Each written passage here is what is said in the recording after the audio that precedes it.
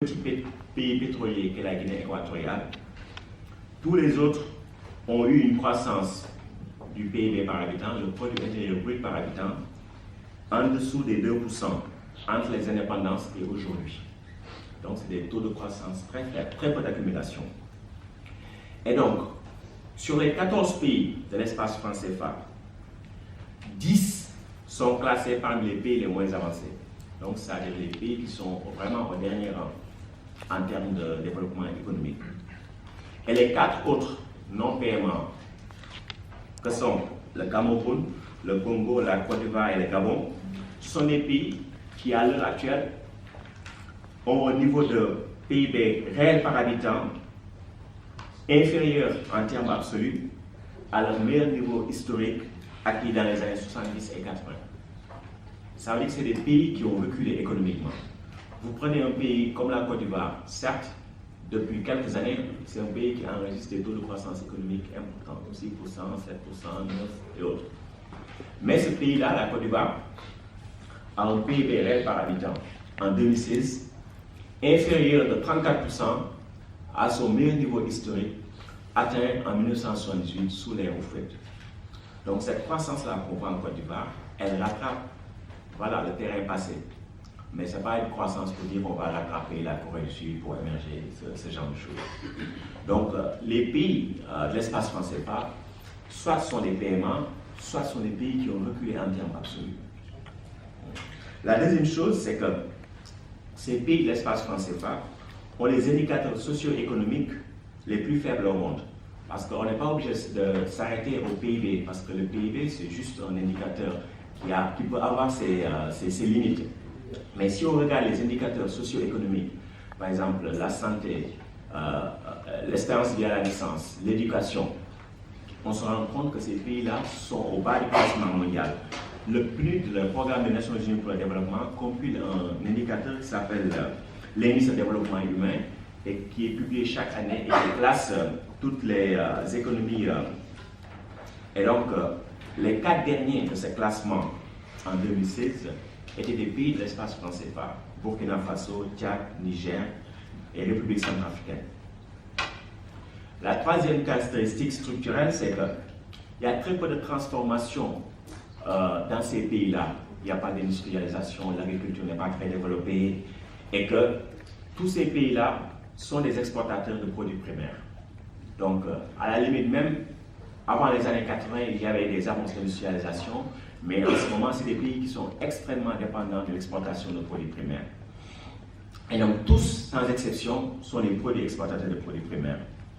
Et il faut dire enfin, quatrième caractéristique importante de ces pays, le commerce intra-zone franc reste très timide, malgré 72 ans d'intégration monétaire.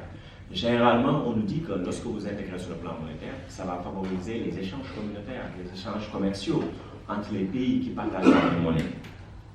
Mais ce qu'il faut dire, c'est que les échanges commerciaux, export plus importation de marchandises, au sein de la zone franc, ne représentent que 10% du total des échanges commerciaux de ces pays-là. 10% après 72 ans d'intégration monétaire. Et donc, j'ai tenu à montrer ces caractéristiques-là pour dire que le franc CFA ne peut être considéré comme une monnaie de développement. Mais en disant cela, je ne dis pas que tous ces mots économiques sont dus au franc CFA. Je ne le dis pas. Parce que ceux qui critiquent le système franc CFA ne pensent pas que son abolition résoudrait comme par magie tous ces défis économiques. Parce qu'ils ne pensent pas à la monnaie indépendamment de son articulation avec les autres instruments de politique économique et aussi avec les stratégies économiques des États. Et donc c'est toute la différence des partisans du franc CFA qui tentent à considérer la monnaie comme un voile et aussi comme un instrument qui n'a pas d'effet réel sur la production à long terme. Et donc ce sont ces mêmes idées-là qui ont été défendues, je veux dire, dans les pays riches, développés. Et on a vu les conséquences que cela a donné à partir de 2007-2008 avec la crise financière globale. Et donc, quelle est la responsabilité du système franc CFA dans la situation économique des pays africains? Il y en a 3 en fait. Il y en a 3. La première responsabilité, c'est que le système franc CFA est un système de répression financière. La deuxième chose, c'est que c'est un arrangement économique qui est dysfonctionnel. Et la troisième chose, c'est que c'est un mécanisme d'extraction de surplus. Et donc, je vais commencer par le premier aspect, système de répression financière. Souvent, on dit que la monnaie ne compte pas, il y a d'autres choses plus importantes. Il faut comprendre que lorsqu'on est dans les économies capitalistes, la monnaie est au départ de la production. La monnaie est l'objet également de la production. Pour produire, il faut avoir accès à du capital et donc au crédit. Et donc le but de la production, c'est d'accumuler un surplus monétaire. C'est-à-dire que lorsqu'une entreprise produit, elle a besoin prioritairement d'avoir accès à du crédit pour pouvoir acheter ses équipements, pour pouvoir payer ses salaires, et elle a su ça, obtenir des produits qu'elle pourra vendre pour avoir un surplus monétaire. Et ça peut être formalisé par une ancienne formule A, M, A'. A pour argent, qui est avancé pour produire des marchandises qui sont vendues pour obtenir plus d'argent après. A, M, A'. Donc, ça veut dire que la monnaie est au départ de la production et est l'objet de la production. On produit pour avoir un surplus monétaire dans le système capitaliste. Et donc, la croissance économique dans le système capitaliste n'est pas envisageable sans une création monétaire. Donc, il faut une avance sous forme de crédit pour la production. Ce que je viens de dire est un enseignement, disons, de ce qu'on appelle la théorie monétaire de la production et qui a été avancé par des économistes comme Karl Marx, Joseph Schumpeter, John Maynard Keynes et d'autres par la suite. Et donc, lorsque les gens nous disent que ce n'est pas la monnaie le problème, essayez de voir ailleurs la production, c'est comme si on mettait la charrue avant les bœufs. La monnaie, elle est centrale. Vous ne pouvez pas produire s'il n'y a pas de crédit au départ pour, disons, obtenir plus de production et plus de croissance économique. Et donc, le paradoxe dans l'espace franc CFA, c'est que les économies sont sous-financées dans un contexte où le système bancaire est surliquide. Surliquide, ça veut dire que le système bancaire a des réserves en excès auprès de la Banque centrale. Et donc, si on regarde les statistiques, disons, sur les crédits à l'économie dans l'espace franc CFA, on se rend compte que le ratio crédit à l'économie sur PIB est resté au même niveau, disons, entre 1991 et 2014. C'est-à-dire qu'il y a eu très peu d'efforts sur le plan de l'octroi du crédit dans cet espace-là. Et donc, non seulement le niveau de crédit est relativement faible et a stagné, mais la plupart des prêts bancaires sont à court terme et sont alloués au secteur tertiaire, essentiellement le commerce et les services. Et donc, les secteurs prioritaires comme l'agriculture et les PME-PMI du secteur secondaire ont faible accès au financement bancaire. Ça, c'est la Banque de France qui le dit dans ses rapports. Et donc, la Banque de France aussi nous dit que la marge d'intérêt des banques dans l'espace franc CFA est de l'ordre de 9%. 9%. Ce qu'on appelle la marge d'intérêt des banques, c'est la différence entre le rendement des prêts et le coût moyen des ressources. Donc, c'est de l'ordre de 9%. Ce qui est supérieur à la moyenne mondiale de 5% et à ce qui est observé dans des pays comme l'Afrique du Sud et le Maroc.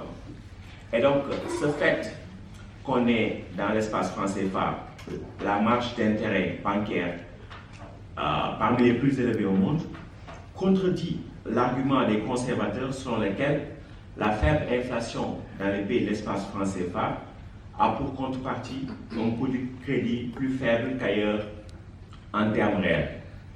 Et d'ailleurs, selon la Banque de France, les pays de l'espace franc CFA, en tout cas les banques dans l'espace franc CFA, ont les taux de rentabilité parmi les plus élevés au monde. Donc, ce qui est un comble pour les systèmes bancaires qui ne financent pas les économies. Et donc, la meilleure illustration des déficiences du système franc CFA en termes d'allocation de crédit peut être fournie par la comparaison suivante. En 2016, la Banque centrale des États de l'Afrique de l'Ouest avait octroyé 52,2 milliards de francs CFA à ses employés. La BCEAO a 2500 employés qui ont reçu sous forme de prêts 52 milliards. La même année, en Guinée-Bissau, l'encours du crédit accordé à l'économie, le total de crédit accordé à l'économie, se situait juste à 63,6 milliards. Et la Guinée-Bissau a une population d'1,8 million d'habitants. Donc vous avez une banque centrale qui accorde 52 milliards à ses employés, 2500 employés, et de l'autre côté, vous avez un pays d'1,8 million d'habitants qui n'ont que 63,6 milliards de crédits pour fonctionner leur économie. Et donc c'est véritablement ça le système franc CFA lorsqu'on parle de répression financière. Et donc le deuxième aspect, disons, de la responsabilité du système franc CFA, c'est que c'est un arrangement économique qui est dysfonctionnel. Pourquoi? Parce que lorsque vous faites le choix d'avoir un régime de change fixe, dans un contexte de libre circulation des capitaux, vous vous donnez la possibilité d'avoir une politique monétaire autonome. Et quand vous êtes de plus dans des contextes de pays dont les économies sont très volatiles, volatilité due à des chocs politiques, des chocs climatiques, mais aussi à des chocs économiques comme, disons, l'évolution des termes de l'échange, l'évolution de, disons, des taux d'intérêt sur la dette. Donc, lorsque vous êtes dans le contexte, disons, d'économie volatile, les taux de change flottants ont généralement la vertu d'absorber ces chocs, disons, d'une manière moins brutale pour la production et l'emploi. Et donc, c'est des résultats un peu qu'on a pu voir dans la littérature économique. Les taux de change fixes permettent d'obtenir une inflation faible, mais plus de volatilité sur le front de l'activité économique. Par contraste, avec un régime de change flottant, il y a certes plus d'inflation, mais la production et l'emploi sont moins volatiles. Donc, nous avons fait le choix d'avoir une inflation faible, stable, mais une croissance économique et une croissance de l'emploi plus volatile.